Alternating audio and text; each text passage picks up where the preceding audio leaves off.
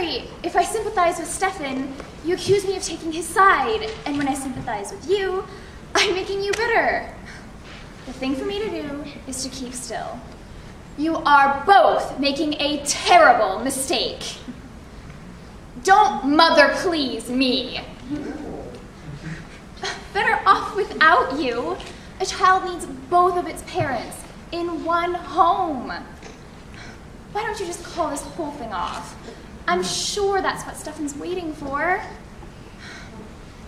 You've been putting off finalizing the divorce because you hope at the last moment some miracle will come along and save you from making a mess of your life. But it won't.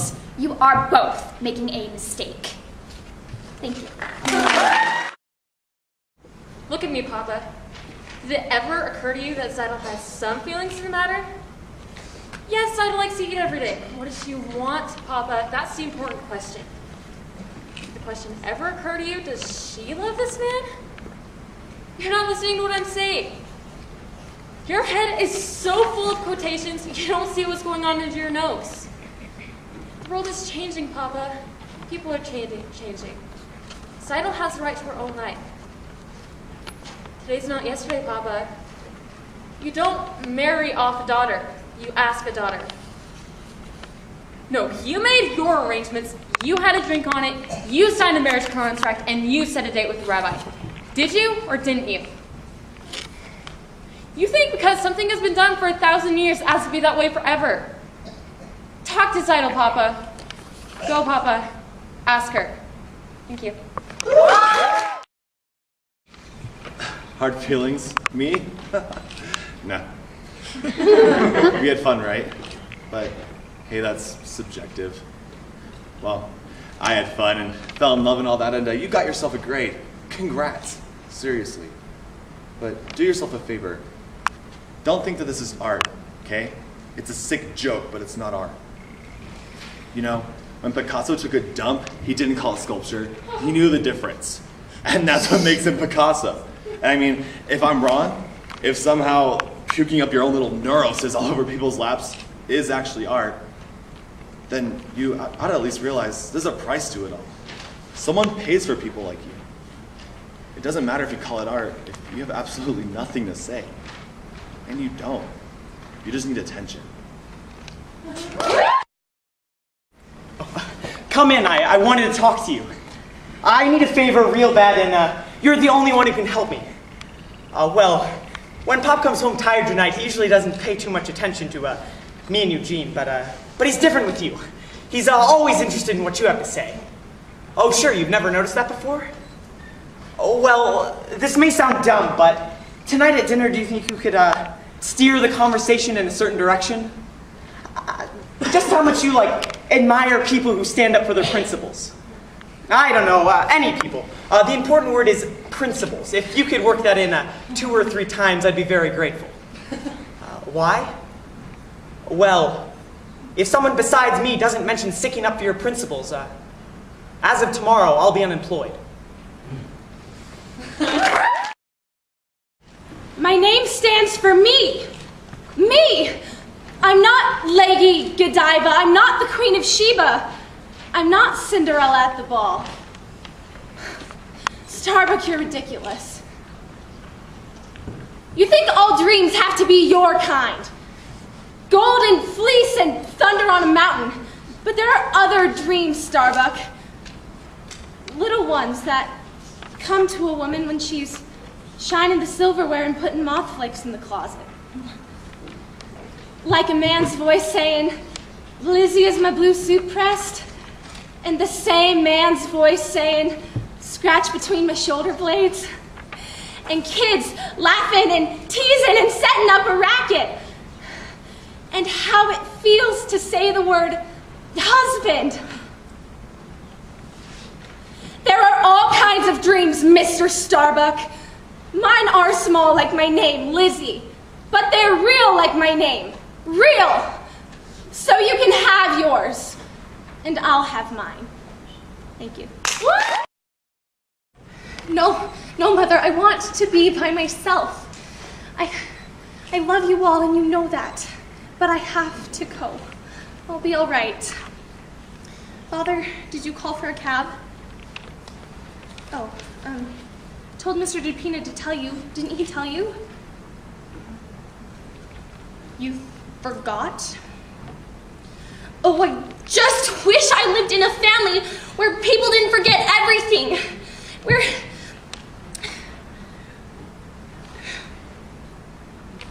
Where you didn't forget everything and that you acted the way normal people did. I am sick of cornflakes and Donald and everything. Why can't we be like other people? Roast beef, 2 green vegetables on the table, doilies, and a place you could bring your friends to without... Thanks.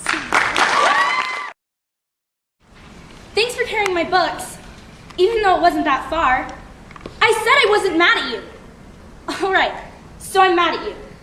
And since you asked, George, I might as well come out and say it. I don't like the change that's come over you in the last year.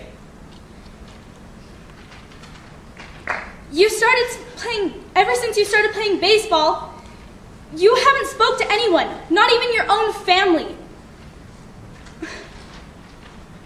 And it's a fact, George. You've become awfully conceited. Every girl says so. If not to your face, they say it behind your back. And it hurts me to hear them say it, but it's true. And I'm sorry if that hurts your feelings. I expect a man to be perfect. My father is, and I'm pretty sure yours is too. And so there's no reason why you shouldn't be. I can see you don't even care, and neither do I. So goodbye, George. I know I sound hard, but Father's had his life, and as long as we can be assured he's taken care of, then we're... Oh, I'll feel some guilt. You, maybe more, but my responsibility is to my husband and my children. And your responsibility is to yourself, to get married again, to leave the memories in their whole world. You've lived through a great deal of ugliness, but you work like a Trojan to deny it, to make it not so. No, no. I am talking to him tomorrow about a housekeeper. You've hated and feared him your entire adult life.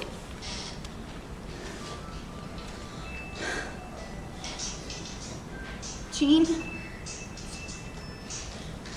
my friend, my brother, get out of here! Thank you. Well, I just think it's easy for people like you and me to ignore the draft, because we're not the ones affected by it. We're sitting here, safe in school. We should all be in the Army. Why should I be excused just because I'm a woman? All of us or none of us. Don't you see what they're trying to do? They're trying to divide us up, play us off against one another, making us think that some of us are more valuable than others. Gary, they look at you and they say, now you're smart, you stay right here in school. And then they look at me and they say, you're scared, you stay home in the kitchen. And then they look at big, stupid kids like Willie Martin, and they say, all you know how to do is play hockey. And they ship him over there, and then they blow him up. Gary, don't you see? That could have been you. That could have been me. Why isn't this fair? We have to make this fair. Thank you. See what I mean? Nobody in this whole valley cares or enjoys whether I play the piano or not, besides the professor. It's true. Don't you understand, Mother? I have to go where I'll be appreciated. You want to turn me out of the same mold as all the other girls. You want me to marry and settle down right next to you. And just because I'd rather run scales than crochet, you sit there with that hurt dog expression on your face, as if I were a lost soul. You do, Mother. I love you, but I've got to go where I can fulfill my dream, because it's happening, and I'm going to do something about it, whether you like it or not. and I've dreamed about it my whole life. So, I'm going now.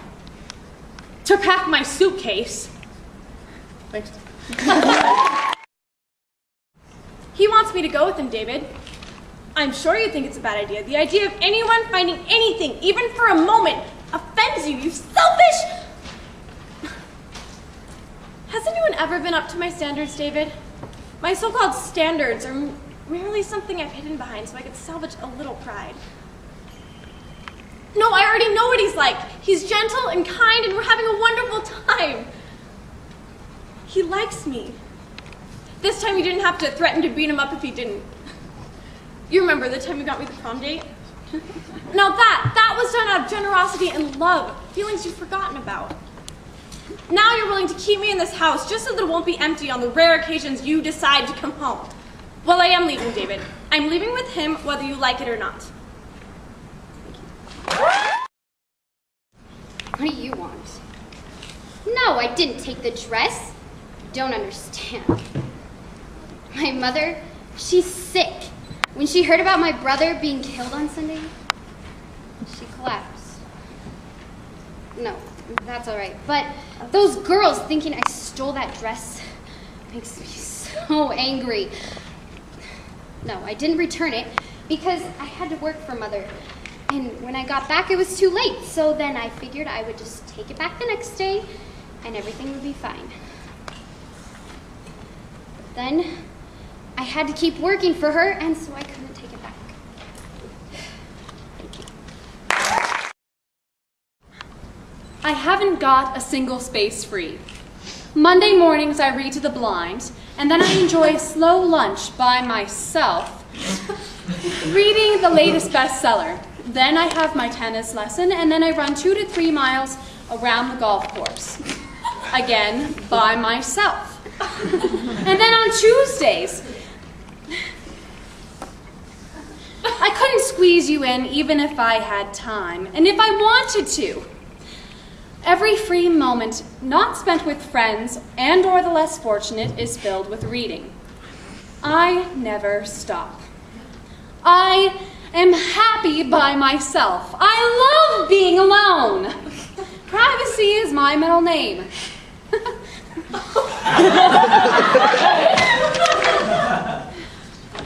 You're Hannah Mae and I'm Maud. Let's leave it at that. No more sugar honey child or any of that southern stuff. Say, goodbye, Maud, I've worn out my welcome and I must learn to mind my own business. Go on, say it! Thank you.